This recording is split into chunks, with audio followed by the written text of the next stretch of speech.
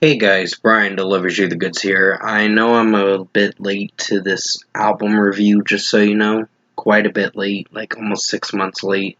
And I'm sorry I never came around to it when I did on May 12th. But this is for Devildriver's new album that came out earlier this year. Dealing with Demons Volume 2 album that I got a chance to listen to. I know the first one came out in 2020, the first volume.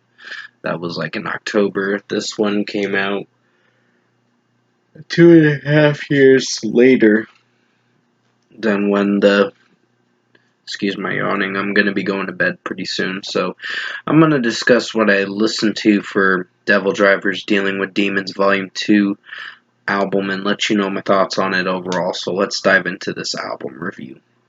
Now it starts with the first track, I Have No Pity. Off the bat, it's a decent start. It's not terrible, just the lyrics from the Screamer guy, there's some cringe to it from time to time, and some of the lyrics are kind of cringy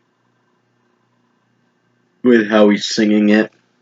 So, I don't know, this one was one of the weakest, but not the worst tracks, so I'd give it a 4 out of 5. Then comes Mantra, or however you pronounce it. Basically, good track in its own way. I didn't hate this song for what it went for. And I'm going to be getting a few dings on my laptop, just so you know. So basically, pretty much, sorry about the background noise. That's my Messenger. I have a friend that's going to be on Messenger. That is on Messenger that's doing a stream tonight or whatever, I don't know. But basically, Mantra is getting a 4.5 out of 5. Sorry about me getting sidetracked. Nothing Lasts Forever is a good track in its own way. I just don't know if I like the lead singer's screaming vocals. The screaming vocals. Excuse my yawning. The screaming vocals, they're good, but it's just the way the lyrics are coming off it when he's screaming.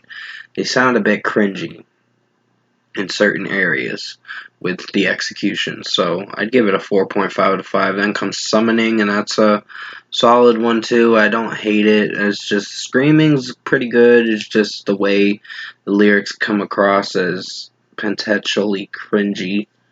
Potentially cringy.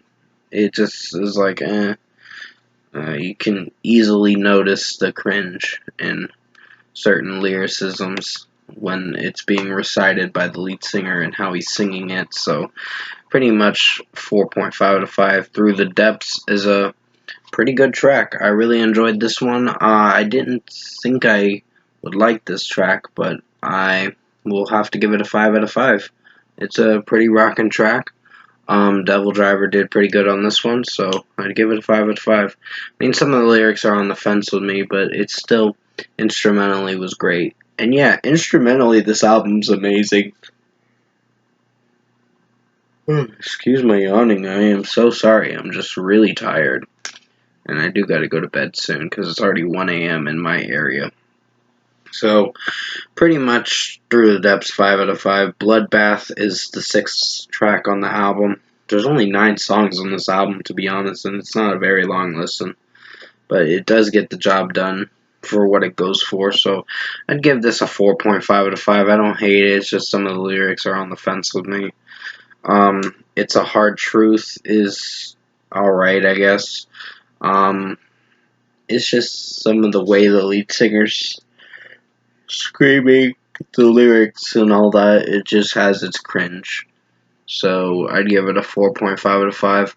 If Blood is Life is a pretty strong track. Really enjoyed how it sounds overall, and my thumb's starting to feel a little better now that I took Advil earlier. But honestly, I just want to make sure it's at 100% again, so I won't have any hard time moving it around and using it, because this is my writing hand, just so you know, and it's affecting me by writing because I messed my thumb up today from like breaking down boxes from my store, Family Dollar store, when I was unpackaging boxes and putting them on shelves and all that, and refrigerated stuff too. So I've had a day mostly, but pretty much If Blood is Life is getting a 5 out of 5. And then finally we get to the last track, This Relationship Broken. That's a pretty good closing track in my opinion. It ends the album pretty well, to a good ending point to see where they're going to go next for their next album. But I think their next album's going to be another 2-3 years from now, so probably 2026 at the earliest.